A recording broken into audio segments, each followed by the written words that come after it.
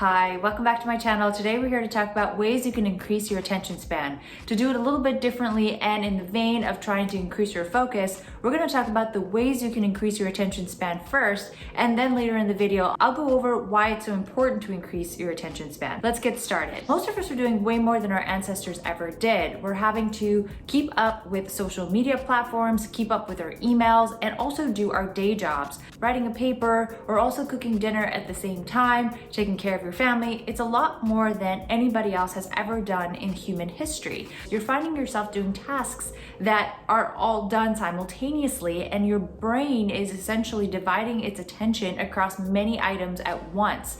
And in order for you to not feel burnt out, you need to retake that attention span and be able to selectively use it and increase it on the tasks at hand to avoid feeling like you're burnt out, frazzled, and being stretched too thinly. When you come home from work or you're coming home from school and you're struggling to decide what to have for dinner, that could be because you're just feeling a little too overwhelmed based on what your brain had to really encounter throughout the day. So here are some tips on how to increase your attention span. So my very first tip is to just mentally check out for 5 minutes. I don't mean like do it while you're driving a car or do it while you're cooking and the oven's on. I mean do it when you have some time you can take out for yourself and there's nothing hazardous near you. To just sit quietly for 5 minutes. Yes, if you can meditate, that would be ultimately reaching an end goal of mental clarity. But if you're not ready for meditation, you can just sit with yourself for 5 minutes and just chill out. There's nothing to do, there's nothing to eat, there's nothing to scroll, just to stare out at nature.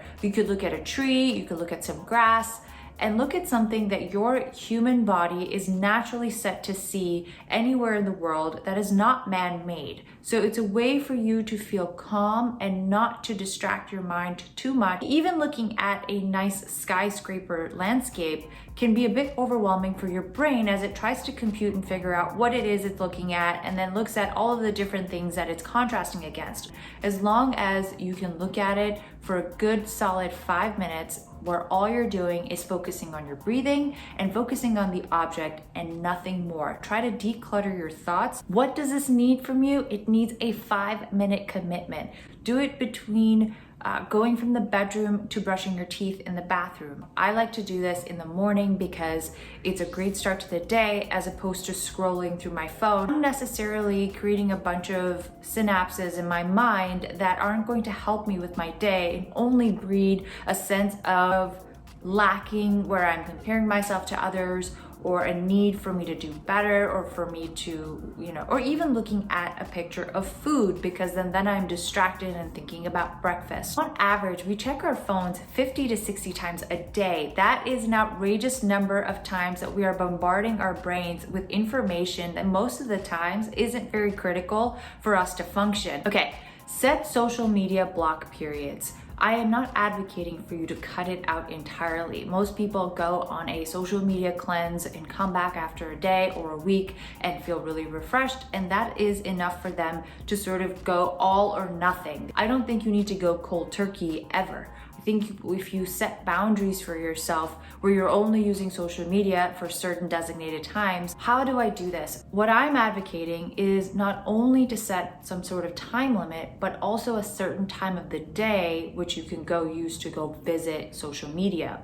So for example, if I've decided that between 11 a.m. and 11:15 a.m. every single day is my social media block, I can consume as much social media as I'd like to for 15 minutes of that day, every day or every other day, however often I decide to set this. Now that 15-minute mark means I can watch anything and comment on anything and post anything as well. This is a really useful way for you to kind of give yourself this time to do whatever you want, because there is a point of inflection where it's not just fun after a point where you are overloading your brain with so much content that it has a diminishing return. You end up feeling tired, lonely, comparing yourself to unrealistic standards of beauty, of athleticism, of humor, of whatever kind of content you consume, and then you're actually worse off after having that binge. And rather than even set yourself up for that, just avoid it altogether. What happens is you start to get very selective because you're thinking, well, for tomorrow's 15 minutes, maybe I won't waste my time on any accounts that I already don't follow because I don't want to waste that 15-minute period. You start to become more selective about the content you do watch because the time that you use it is scarce. If you really like fashion, maybe you'll just look at fashion content and not waste your time as you would have normally sort of meandering around social media networks and finding yourself on forums or chats or posts which are kind of negative, hateful, and not really helping you in any way. Now, I also set news block periods. Just like social media, I find that an overload of news content does me no good. I am forcing unnecessary information that's not going to help me right now in this moment or tomorrow, and therefore it's not necessary for me to consume that content right now. Sometimes learning about really terrible things that go on in the world, while they are awful and worthy of being known, in that moment, having you know it the minute it happens, doesn't necessarily serve you in any way other than to cause upset and to take up space in your mind that could be better off served while you just are doing something else to further your goals. I am not advocating for you not to be an informed citizen of the world. Absolutely not.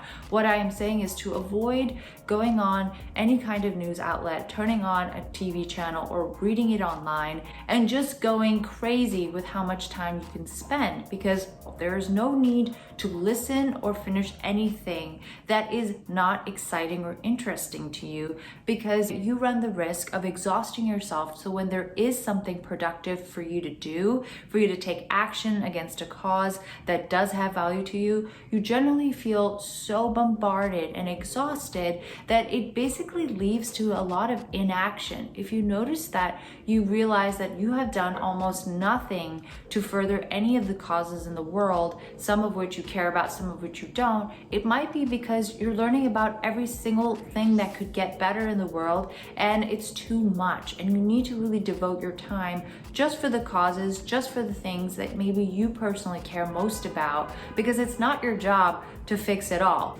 Okay, this is going to be really unpopular, but I'm going to say that if you find yourself sitting and feeling bored, instead of reaching for your phone, putting on an audiobook, some music, scrolling through social media, calling up a friend, I advocate that you sit with your boredom. So if you're going to the dentist and trying to get a cleaning and they ask you to wait in the lobby, just sit there.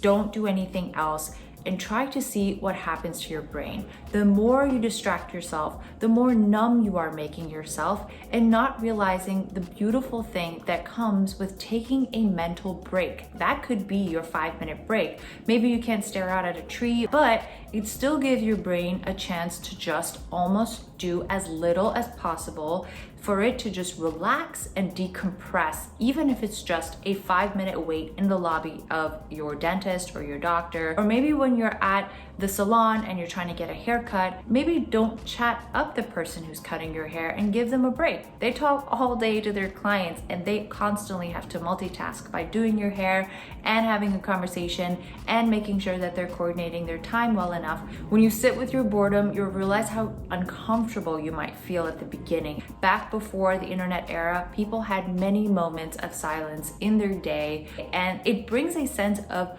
peace and comfort. You may not have that in your day-to-day now, but you can definitely carve it out. And if you find yourself with an opportunity to have that 5 minutes of peace, take it. Don't try to distract yourself and make every waking moment entertainment.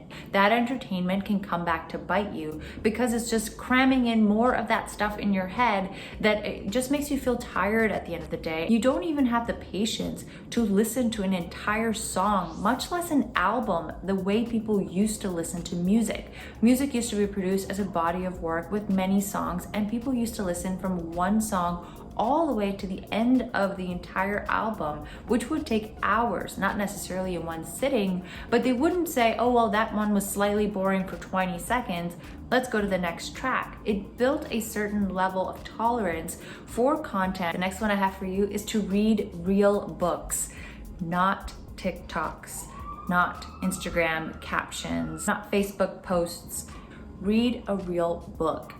And I don't mean listen to one. No cop-outs with audiobooks. I am absolutely obsessed with audiobooks. At first, it's gonna be really hard. You'll find yourself reading, rereading passages and pages and not really retaining most of it. It's a good way to lengthen your attention span back to maybe what it was when you were younger. Over time, you will find that that same book will become more interesting for you because you'll be able to actually pay attention long enough to actually get involved and have a stake in what happens next. People who read books and listen to music, or like study while they listen to music, it all leads to the same overload for your brain. Why is it so important to increase your attention span? It will increase your productivity. You will find that the tasks that you do complete, albeit one at a time might be slower than what you're used to, the quality of your performance and the efficiency of your performance will actually go up because the increased attention span and focus that you'll start to dedicate to each task will basically take care of everything with the extra TLC that you're providing it. So that is one reason. If you have higher productivity, what you end up doing is saving yourself some more time at the end of the day. What else happens? When you increase your attention span, you'll have a better memory to show for it. So when you are spread thinly and doing too much at once, because your mind is not focused on one thing only, it ends up actually taking only bits and pieces from everything that you're doing. So you don't actually have a full picture of anything, any experience. And the last feature of increasing my attention span that I've seen happen is an increase in my creativity, because my mind often feels so overworked and just kind of like numb at the end of the day, where I don't want to watch anything that requires too much brain power. Because I'm not overloading my brain too much, I don't have that need to decompress as much.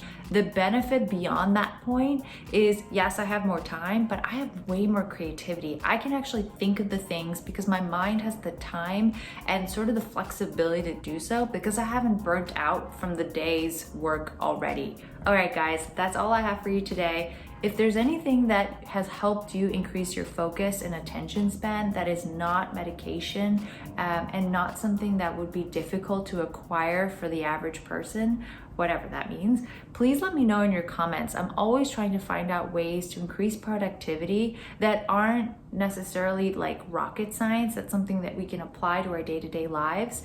Thanks for watching. See you next time.